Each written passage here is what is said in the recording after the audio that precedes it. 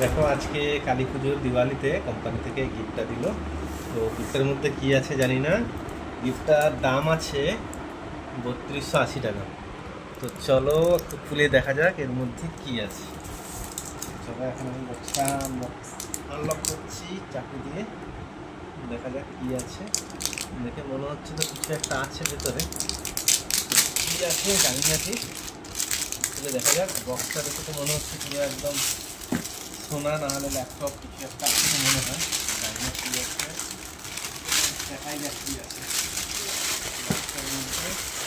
বক্সটার মধ্যে। দেখো সুটকেসের মধ্যে দিয়েছে কত সুন্দর একটা লক। এটা আনবক্সিং করা হলো। তো বক্সটার মধ্যে দেখো কি দিচ্ছে। এটা হচ্ছে বক্স, এর মধ্যে কি দিচ্ছে দেখো তোমরা সবাই মিলে দেখে বলো এটা কি।